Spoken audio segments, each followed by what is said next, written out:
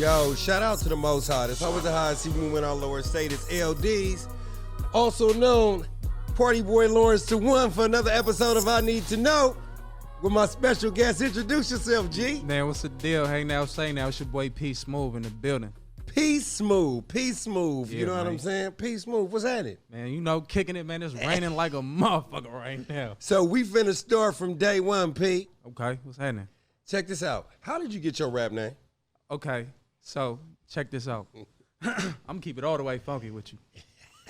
So growing up, right, my mama, she ain't want to call me Frank. She ain't want to call me none of that. She started calling me Paco, right?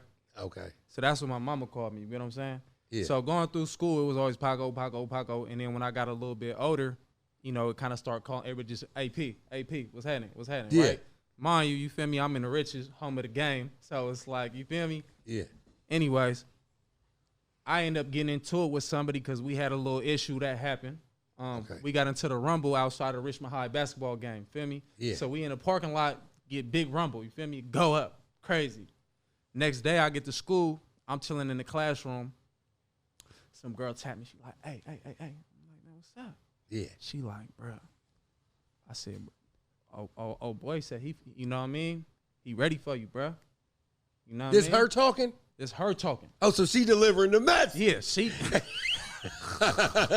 Yeah, so she like, yeah, oh boy said he need that, woo, right? Okay. I said, oh, it's like that? She like, yeah. I said, say no more. So, bell ring. Ring, ring. Like old school 3 o'clock everything. high in this motherfucker. Yeah, man, so the bell ring. I walk up to the locker, right? And then, I holler at my niggas. I'm like, hey, bro, you feel me? He said it's going to go up, bro. Go to the back of the school.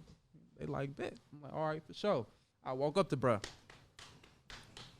Hey, bro, what's happening? Like, you feel me? I'm hearing all this. Like, I ain't with no more of this chit-chat. Let's just go to the back, bro, because we ain't finna all this politicking. Who said this? Nah, we just going to run it in the back. You know what I'm saying? We get to the back of the school. Boom, boom, boom, boom, boom, boom. Going crazy. You get what I'm saying? Anyways, police come out, all that, the school supervisor, all that, what I mean? Richmond High had like three cops in front of the school, all that.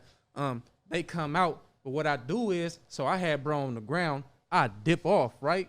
I dip off. One of my homies, he like, bro, throw on my hoodie. I throw on his hoodie, you feel me? Shorty come by. The same girl? No, different girl. Oh. No, this is I just grabbed a random girl. Okay. I'm like, hey, act like you my girl. Yeah. And I'm just walking with her, holding hands, right? Okay. Walk away. And then I just hear somebody, they say, damn, that nigga P hella smooth, bruh. Yeah. And then from there, it just stuck. P Smoov. P Smoov, it just stuck. You know what's crazy? Because nicknames always come at the best time, and it's an evolution of nicknames. Yeah, for sure. Because if you had to break it down, your nickname, your government nickname is really Paco Smoov. Yeah, for sure. On everything. For sure. So it's just crazy to see how, like, and I think, people always get asked, like, well, how you come up with your rap name? I'm like, bro, I was never trying to be no rapper. Okay.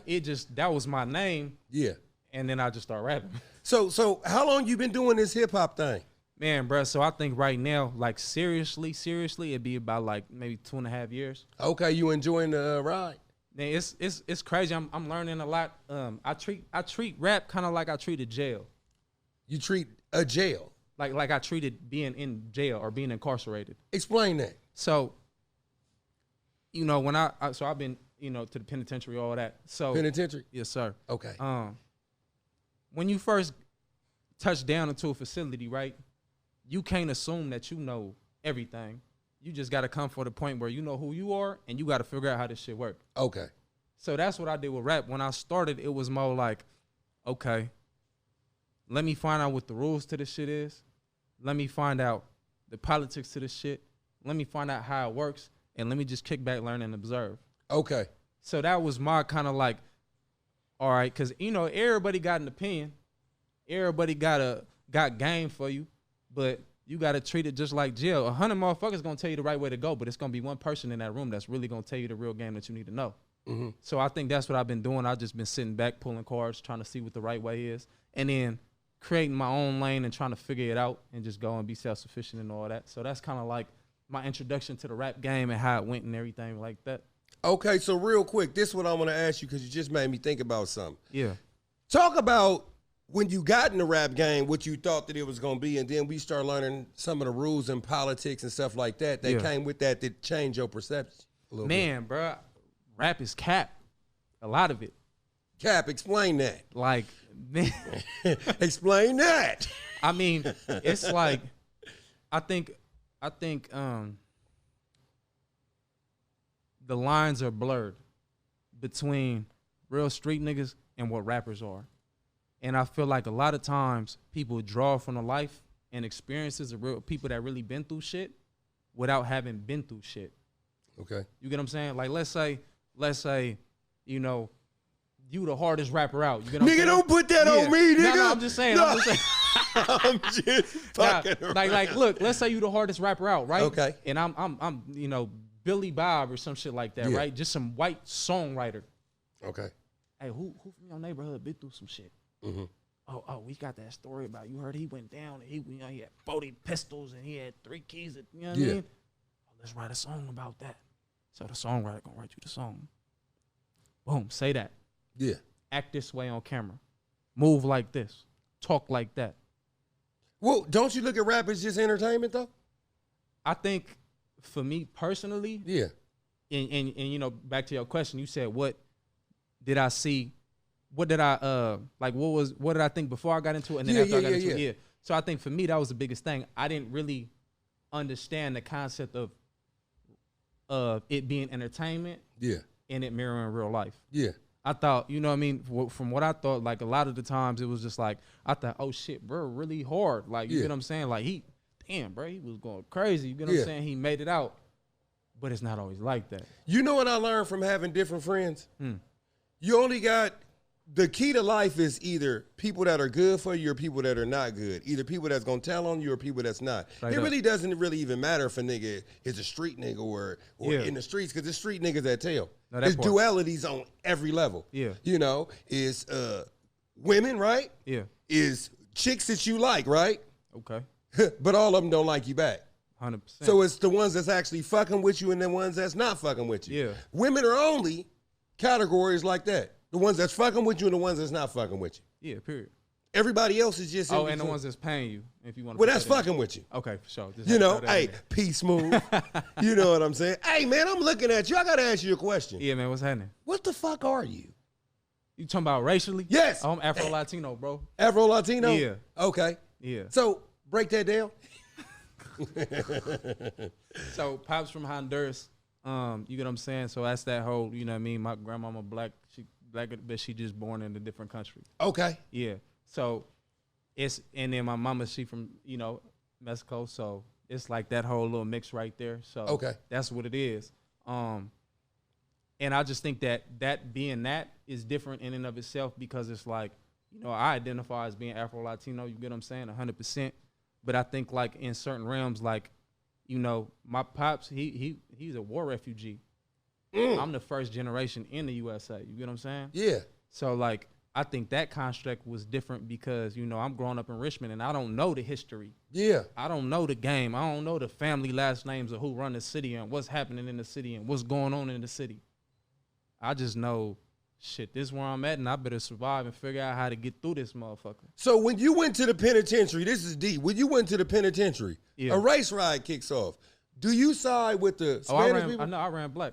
Okay. Yeah, for sure. You know what I mean? West County, all that. You know what I'm saying? Okay. Yeah. You know, I got to ask. No, that's real. I understand that. You know, because you got one of them look like where you look like anybody with that day.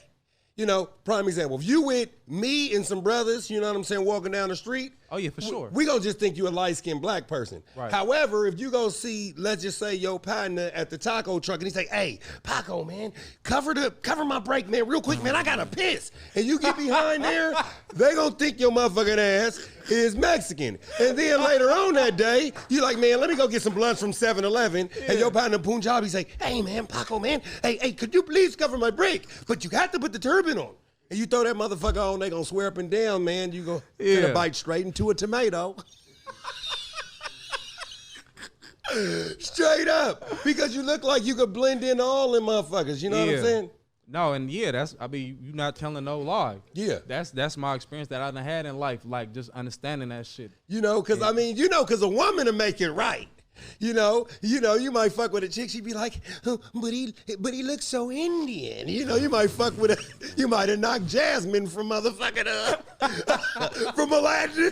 Nigga might have knocked Jasmine from Aladdin on this. You know, Oh shit, bro. you know. For sure. Yeah, man. But you know what I mean? Hey, that's what it is, bro. Yeah. Like, so I'm gonna ask you this question because I really want to know this. yeah, what's up? Do you know the difference between like me as a black person, right? Okay. What is the appropriate thing to refer to somebody that has a Spanish descent? Is it Chicano, Latino, or Hispanic? I think, without getting too political in this shit, I think the correct term would be Latino. You know what? That's 3 in a row, so I gotta go with that. Yeah. And the reason I say that is because I think it's the big thing is like, you know what I mean? A lot of people be like, oh, well, I ain't Mexican. You know, a lot of people like, oh, what's up with the Mexicans over there? And, you know, you got Dominicans, you know, Central Americans, South American. They be like, bro, I ain't Mexican. What you talking about, bro? Yeah. You get what I'm saying? You know, Dominicans, all the Islanders, all Central American shit, you know, we black. So it's like, you go to them, they like, hold on, bro. Yeah. But then the thing is, you know, in those countries, there's colorism. Yep, I was just gonna touch on that. It's colorism, Yeah. but it's not like racist. You all the race of that country, but you not like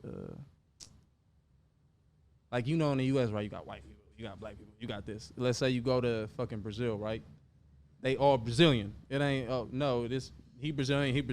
That's a light skinned Brazilian. That's a dark skinned Brazilian. That's that. So it's colorism, but it ain't like racism. Exactly. Yeah, definitely. Like how they make jokes with I bet I can only imagine because I got light skinned friends. So put me in at under the Draymond Green catalog. You know what I'm saying? I bet you Draymond Green probably says to Steph Curry and Klay Thompson, oh, man, that's that light-skinned shit. Yeah, now, sure. I hadn't had to be there to know that probably would say it. You know what I'm saying? Yeah. Like, because that's what darker black people say to oh, this nigga acting light-skinned. Yeah, no, for sure. You know? Yeah. Now, the funny thing about it, what's so cold is that a dark-skinned black person can say this to a light-skinned black person. Oh, nigga, you acting light-skinned. But a light-skinned black person can say, oh, nigga, you acting dark-skinned. You just gonna see. Wait, what? The fuck you just say? Yeah. No, I understand that for sure. You know, but you know why that is though, right? Go ahead, educate me. Because in America is based on oppressing the darker you are. The darker you are, the harder it is. Yeah. The lighter you are, the easier it is. Yeah, light skin privilege, definitely. Yep. Mm-hmm. So talk about your first project that you got into.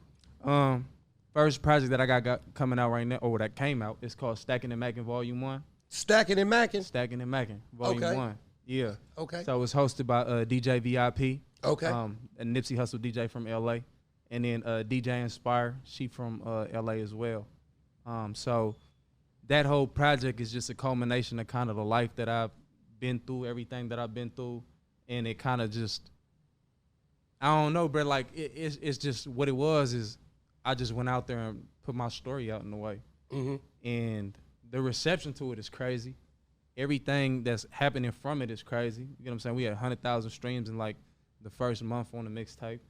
You know, the single Overtime Out video got 28,000 views in like 2 weeks. Like, you know what I mean? It's just crazy to see people fucking with some shit that I've been through. You know what I mean? Yeah. So I think that in and of itself is a testament to like overcoming a struggle. So talk about the people that actually tried to test you on some of this shit, because I know that you've been getting tested way more, right?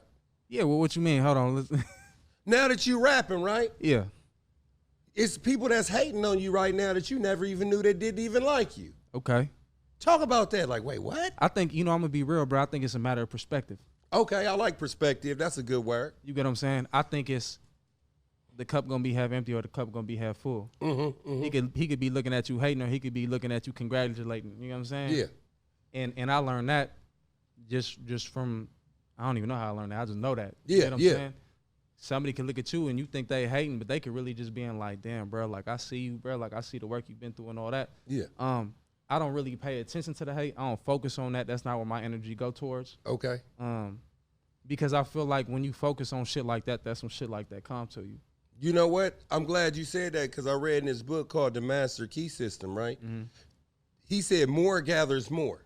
For sure. All the time, you know? Like, say like you just get a car, right? Mm-hmm. And you never trip, but now that you got the car, that's all you see is cars on the road like the car you got. Yeah. You know, because you're looking for it now. Yeah. You know what I'm saying? Mm-hmm. So how did you hook up with Nipsey Hussle's DJ? Man, just randomly through DJ Inspire. So when I had, so like my first coming to music, right? Let's just break it down. So I'll tell you how I led up to it, right? Basically, bro, when I was in the pen, bro, one of my niggas who had all day, I rapped something for him, and he was like, bro, when you get out, you got to promise me you're going to try this music shit, whoop, whoop, whoop, right? Call my brother doing all day. I'm like, hey, bro, so whoop, whoop. He like, yeah, bro, fuck with it. I'm like, for sure. Get out, handle what I got to handle as far as like my daughter and all that shit. And then I put my first song out. It's called Flex, right? Reception was crazy. Video had like 30,000 views. We got that motherfucker played in all the nightclubs, was pushing that shit. I'm talking about we going up to DJs, hey, slap this shit. We going to every nightclub, everywhere we could get it, we putting it out there. You know what I'm saying? And it put me into a position where people looked at me and was like, oh yeah, bro really do music though. You know? It wasn't just like people try to be out there and try to start rapping and, you know what I mean? And they like, man, you know? Yeah. It put me in a conversation and we're like, oh yeah, bro, go crazy. He tight. Yeah. You know what I mean? And before that had came out, I was dropping like I do freestyles over people's beats. Like I done ripped a few Tiger beats and all that shit. And I was putting that up on Instagram and it was getting buzz. I was getting love from it. And then after that happened, you know, I start meeting people in the music industry through that. Mind you, I don't got no connection in the music industry. I don't know nobody that's been in it. Like I don't know nothing about it. I'm just figuring it out as I go. Reading, educating myself and all that. But I ended up hooking up with DJ Inspire, and you know, we just built a relationship. And I'm like, yeah, bro, like what's happening? And she was like, yeah. So you know, we stayed in contact, and then I started working on this mixtape. And then she was like, hey, bro, I want to bring somebody in on the project to host it with you. I'm like, man, who we bringing? So she hooked me up with DJ VIP, and then it just kind of went from there. Yeah. Yeah. So it just organically happened. And I feel like that's the way it's supposed to. I ain't had to pull no teeth or tell nobody to be like, hey, bro, fuck with me, because I ain't that type of person.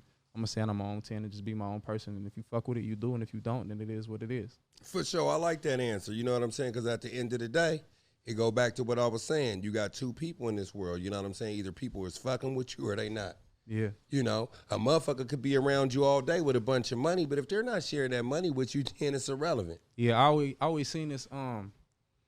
I seen this picture on Instagram, and it was hella like it bring up the concept of what you said. It was somebody that was like down in the pit, mm-hmm. and then they had a person reaching over with their hand, acting like they was helping. The whole time the rope was right next to them. Yeah. You get what I'm saying? Yeah. And I think that's the thing. Like people, especially in the music industry, that I've noticed and that I've seen, is people gonna come and razzle dazzle you with all type of shit. Oh yeah, bro, fuck with me. I done fucked with whoop whoop whoop, and I done did this for bro, and whoop whoop, and I could do this for you, and it sound good, bro, and it sound good. But I'm gonna pull your card, like, so what that got to do with me? Yeah, you get what I'm saying? That's a damn good question. It's like, you feel me? I think people, genuine people, especially when it comes to this music shit, is hard to come by. Mm-hmm. And I think on top of all that is, I'd rather do good business. I'm more focused on doing good business with people, right? Like, for example, with you, right? Mm-hmm. We got an interview scheduled. I'm going to come through. We're going to do the interview. Yeah. We're going to be respectful. We're going to do this. We're going to come through. And then it's going to be good. Yeah. And I think building relationships based on good business is the start of, like, good friendships as far as in the music industry and shit like that. Well, you know what's so crazy in the Bible, right? It say this. Does it say money is the root of all evil? You know, I done heard people say that, but I don't know if it's the truth or not. It doesn't say that.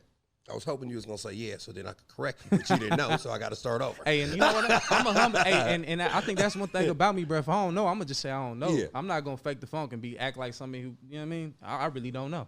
This is what it is. In the Bible, it doesn't say money is the root of all evil. It says the love of money is the root of all evil, right? Right. This other motherfucker said this, and this, I'm going to tie this into it. It also says the lack, right? The lack of money could be the root of all evil. This what so the love of money is the root of all evil. This is what the books say.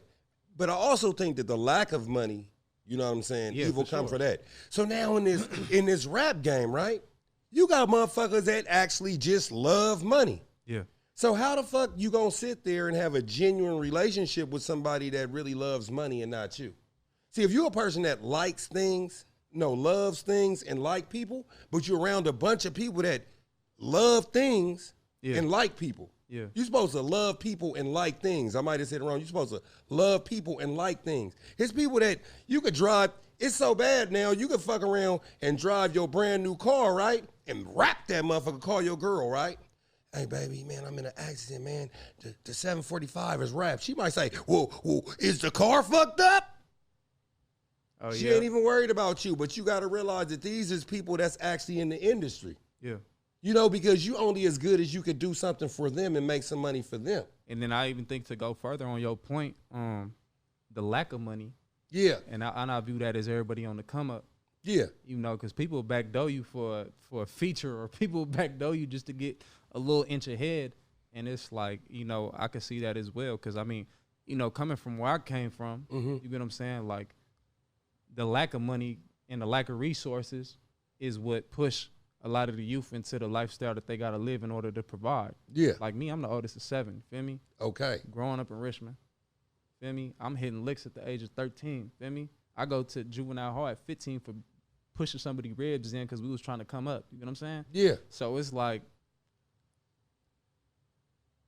I feel like at the end of the day, it's no ladder to become successful. It's either it's all on self in a way, and you have to maneuver through all the pitfalls and the trenches to try to figure out the right way to do it for yourself. Yeah. Because, you know, you could drive your car right. You could be on the freeway in the car, have your seatbelt on, be driving the speed limit. Don't mean that another motherfucker ain't gonna be driving 200 miles an hour, come bap your shit and make you spin out. So it's like, I feel like when it comes to it, bruh, is people that love money is people who lack money and they got evil shit going on, but just stay in your lane and learn how to dodge the bullshit and suck a duck. You know what I'm saying? How do you disseminate who's really in your corner and who's not? I think when it comes to shit, especially in music, it's gonna go back to what we talked about. It's just good business. I feel like at the end of the day, you know, I ain't coming trying to look for the ultimate jug or look for the ultimate, bruh. What's the business you bringing forth? This is what I built up for myself as a brand about who I am, and this is how we could go about it. You gonna spit your price, whatever you want to do, okay. Now I have the ability to decide whether I want to do that or not, and we go from there. Have you ever had to tell like a close friend or something that wanted to have some business with you that they couldn't do it, not because you didn't care about them and love them, but you just thought somebody else was better fit for the job? Yeah, that I done been in positions where I had to have them conversations. Even positions where, like, I think when I start taking this shit serious, it was them conversations with hella people like, oh, bro, let me get on a song with you. Oh, bro, let me go do this. Hey, bro, let me. But I'm knowing they not taking it as serious as I'm taking it, or they think that shit a joke. So I'm not finna put out myself, my name, my product and I'm not gonna co-sign anybody that I don't believe is working as hard as me. Yeah. You get what I'm saying? And I feel like that go all the ways. Like, you got people, I mean, everybody want to be a social media guru, or everybody want to be a promoter or a videographer and all that. But it's just like sports, bruh. If you Boosie, you Boosie. If you Raw, you Raw. Like, yeah. Period. Yeah. It ain't no other way around it. So it's like, with that being said, you just got to tell shit for what it is. And it's not hard for me to have real conversations with people. You know what I mean? I'd be like, hey, bro, I fuck with you, my nigga, bro, you all the way. But at the end of the day, it's like, you not raw. You get what I'm saying? For real. Just like that. I mean, yeah.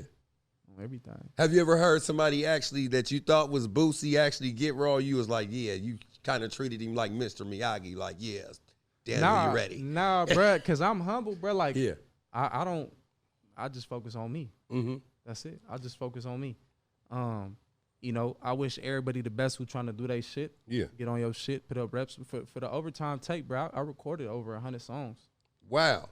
100 songs. I ain't released none of them motherfuckers. But it was just to get my reps right. Okay. Okay. And so I think if you gonna go crazy, bro, go crazy. I ain't gonna hate on you. I ain't gonna, for sure, I salute you, bro. You said, I'm glad you said that because it made me want to ask you a question earlier, but now is the right time. How do you pick a single? I think I've never really picked a single. It's just whatever the analytics show. Gotcha. So you put out like about 4 or something like that? So or like yeah. for example, right, like I put out the tape. And with me putting out the tape, I go on Apple Music or whatever.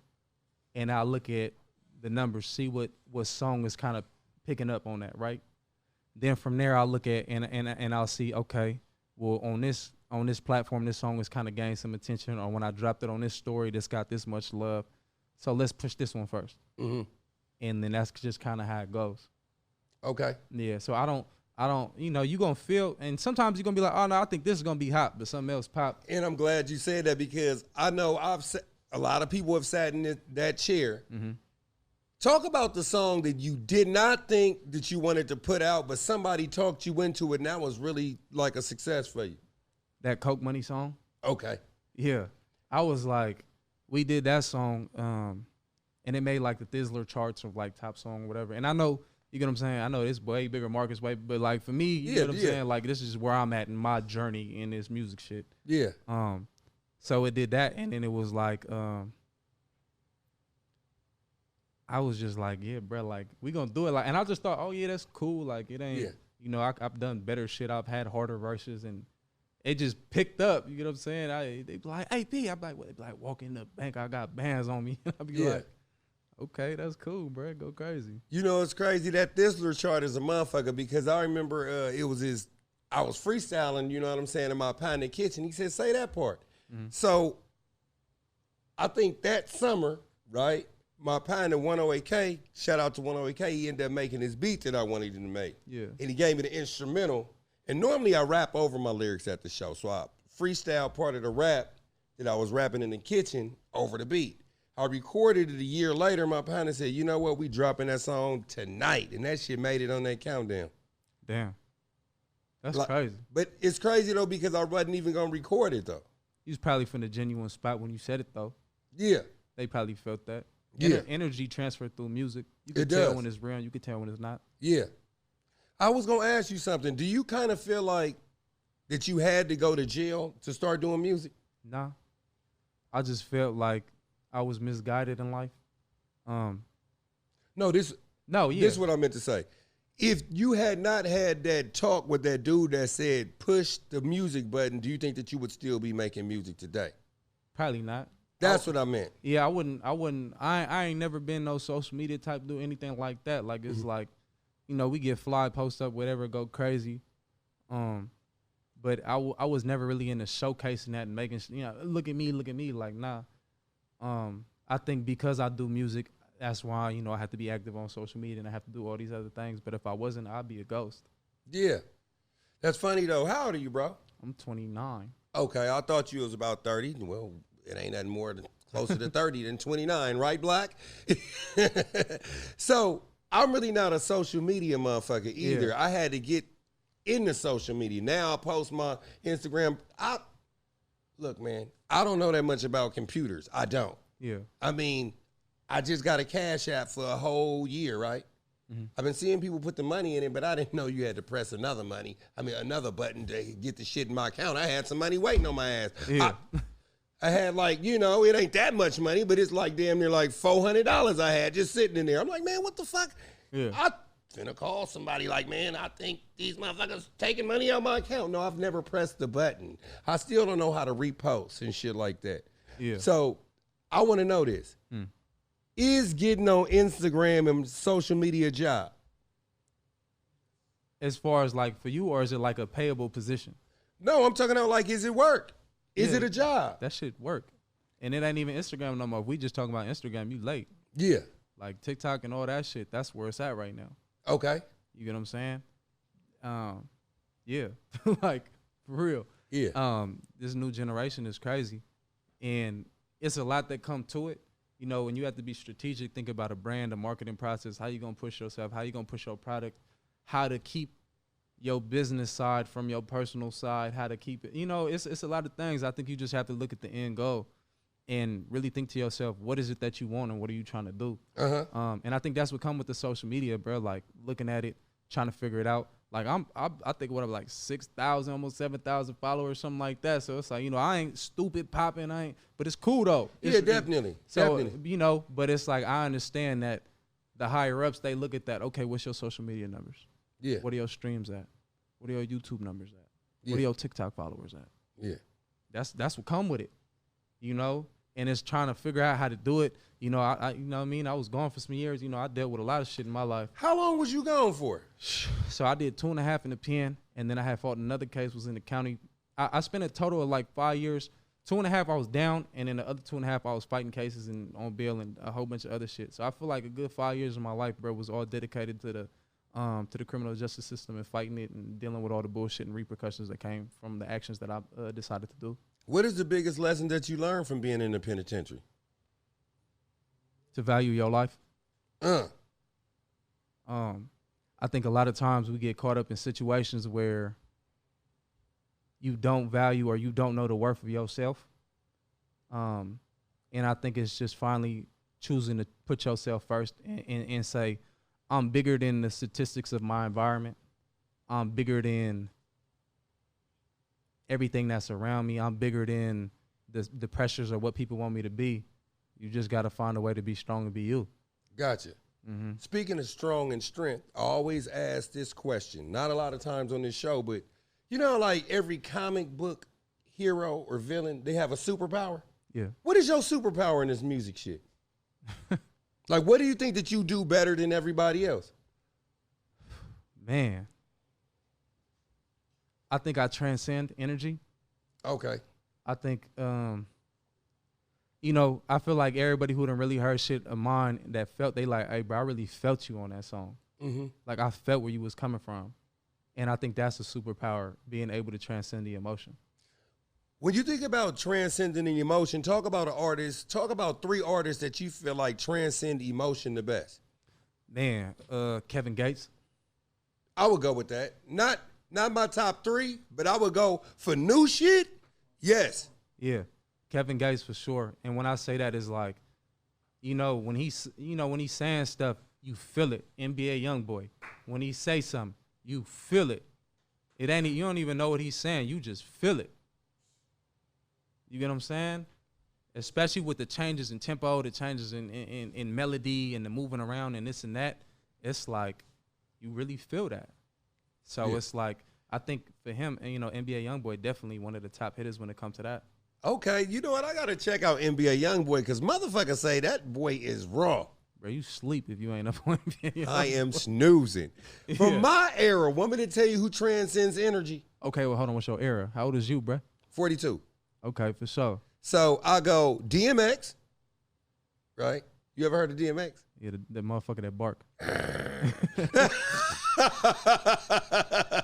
That motherfucker was a damn fool. Yeah. DMX, I read his book and I damn near start crying. I had to turn he got his face on the cover. I had to put that motherfucker, I had to sleep with that motherfucker face down. That motherfucker crazy. Tupac. Yeah. Tupac, DMX, and I would say, I could throw some just, like I feel Busta Rhymes a lot, you know, just on that type of shit, but Scarface. Okay, I can see that. You know, like I would say Jadakiss. You know, Jadakiss, I be feeling Jadakiss. I definitely feel Jadakiss. Jadakiss is one of the most well-rounded rappers to ever rap. Mm. And you know, another person I say, I don't know if he your era, my era, whatever the fuck you want to call it, 50 Cent. I was just gonna say 50 Cent. You know? Yeah. Like, I mean, even when you feel it, like, even in that song, like, you could find me in the club, bottle full of bub, mommy, I got you get what I'm saying? Yeah. Because it's like, he gangster, but he keeping it player, but it's you just feel it. You know what I liked about 50 Cent? 50 Cent felt like this. Say like you go into a house to buy some weed. Mm-hmm. Is somebody rapping some lyrics that you never heard behind the door that somebody's cousin practicing raps? That's what 50 Cent's first album felt like. Yeah. It felt like a nigga that was at a trap house. You hear him more than see him, but he's always practicing some raps behind the door. For sure. And if we talking about transcending emotion, we could talk about Future too. I'll go with that. I mean, even at that, you heard that March Madness song? I love March Madness. That got me through a dark place. Yeah, same here. So it's like, that can't, dirty soda in the styrofoam. Yeah. Spend all day to get my mind blown. Yeah. Just, He put that shit on a Drake mixtape. And I was glad I found it. It was some shit that I bought at East Mount Mall. I was that shit was a burn CD, bro. That was not on no Drake mixtape. Well, shit, whatever it was the bangingest shit I ever bought in my motherfucking life. I gave it away being nice and still want the motherfucker back. So, is that all you got? You got any merch coming and shit like that, or? Man, as far as merch and nothing like that, I've been trying to find some people to work with that. Find some merch. I was selling shirts that had the mixtape cover on it. Okay. I was gonna send people like like a poster of it, everybody that was involved, sign it, whatever, just some cool shit. Yeah. Hit 100,000. Right now I think there's so many things to focus on, right? Mm-hmm. And I'm gonna just fight one fire at a time. That's right. And I feel like the biggest fire to fight is making good music. That's right. I think that should be the focus, cause you know what I mean. Bullshit, you gonna know bullshit. Yeah. I mean, that's why half of these songs you could hear it and whatever. But that's why you got these artists that you hear and you like, man, bro, Lil Durk. Why people fuck with Lil Durk? Because he got music. Man, I fuck with Lil Durk. Raw though. Meek Mill, right? You got people that was fucking with Meek Mill when he had the nappy ass braids and was spitting with the XXX Talty on. Yeah. Because they felt what he was saying. They felt his energy where he was coming from. So you go fast forward to now, he got those same people that listen to him. And I bet some of them like his earlier shit versus this commercial shit that's getting him all the bands. Why do you think that is? Different people resonate with you at different times in your life. Exactly. Mm-hmm. If a motherfucker, say like we both work at a grocery store, right? Yeah. And we having fun fucking with the, you know what I'm saying, the little customer, little bitches and bitches that work there and shit like that, right? Yeah. Okay. So then you become a district manager of the east side, I become a district manager of the west side, but we still making music. We rapping about fucking women at the top in the office and shit like that. Yeah. You still pushing cards, nigga. Yeah, you not talking about fucking the bitch on a little conveyor belt. But oh, we do that after the Christmas party. Oh, Steve. But yo, before we get out this motherfucker, man, you want to tell people where they can find you at? Yeah, man, I'm on all digital streaming platforms, Apple Music, Spotify, Amazon, Tidal, YouTube, SoundCloud, everywhere you can listen to music. Instagram, if you want to go slide on my Instagram, it's at p.smoov. Once again, that's p.smoov. Yeah. For sure, man. You was smooth. I appreciate you, brother. Hey, S, could I ever tell that story on camera, or that's just for the fame media? Don't tell it. Tell it. Can I tell it? Uh-oh. Exclusive. Is that a yes or no? Exclusive. Can I tell it? Okay, so this what ended up happening, right? Yeah. Me and Steve used to work. Oh, this is a real story. Of course. Hey, watch that. Hey, watch this. Hey, hold on. This got a statute of limitations on it. Hey, do it. Is it a yay or a nay? Because I For sure. You want to hear this shit? Yeah, go ahead, bro. Spit all right, that so shit, this is what it is. Me and Steve used to work at the grocery store. Okay. Right? So Steve is 1 year younger than me. Okay. I'm 1 year older than Steve. So we 19, 18, and there was this chick that used to work there. So I'm pecking at her. Yeah. And she older than me. She about 25. So I'm getting at her, and one day, guess what ended up happening? She ended up kicking it with me for real, and I ended up hitting them, and she said, you know, all the girls around here talking about how cute you and Steve is. So guess what I do? You go tell Steve. I go tell Steve, you know what I'm saying? Yeah. So then Steve, I said this to Steve. I said, nigga, check this out, man. Next time they call for perishable go-backs, you know, the milk, the cheese, and all the shit that's going to spoil that you got to put right back on the shelf. Oh, no. Nigga, you go get that shit, nigga. They called. That nigga went down there. That nigga came to the freezer and said this. Hey, L, I hit that shit. In the freezer.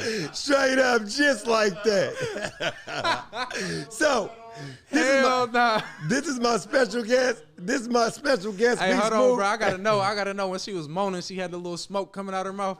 Oh.